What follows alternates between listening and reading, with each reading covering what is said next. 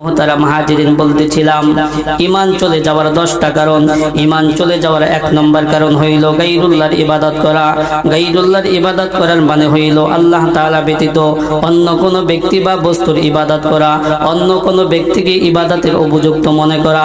ঈমান চলে যাওয়ার 2 নম্বর কারণ হইল রুবুবিয়্যাতের ক্ষেত্রে শিরক করা। রুবুবিয়্যাতের ক্ষেত্রে শিরক করার অর্থ হইল এই বিশ্বের কর্তৃত্বকারী আল্লাহ তাআলা ব্যতীত অন্য কাউকে মনে করা। ঈমান চলে যাওয়ার 3 নম্বর কারণ হইল দ্বীনের কোনো অকাট্য বিধানকে অস্বীকার করা। ঈমান চলে যাওয়ার 4 নম্বর কারণ হইল সুস্পষ্ট হালালকে হারাম বা সুস্পষ্ট হারামকে হালাল মনে করা। ঈমান চলে যাওয়ার 5 নম্বর কারণ হইল ধর্মনিরপেক্ষতায় বিশ্বাসী হওয়া। ঈমান চলে যাওয়ার 6 নম্বর কারণ হইল দ্বীনের কোনো বিধানকে নিয়ে তুচ্ছ তাচ্ছিল্য করা, হ্যাঁ প্রতিপন্ন করা। ঈমান চলে যাওয়ার 7 নম্বর কারণ হইল আল্লাহ রাসূলকে নিয়ে গালি দেওয়া, আল্লাহ রাসূলকে নিয়ে ঠাট্টা বিদ্রূপ করা। ঈমান চলে যাওয়ার 8 নম্বর কারণ হইল আল্লাহ তাআলা ব্যতীত অন্য কোন ব্যক্তি বা বস্তুর কাছে প্রার্থনা করা। ঈমান চলে যাওয়ার 9 নম্বর কারণ হইল আল্লাহ তাআলার আইনের বিপরীত আইন প্রণয়ন করা।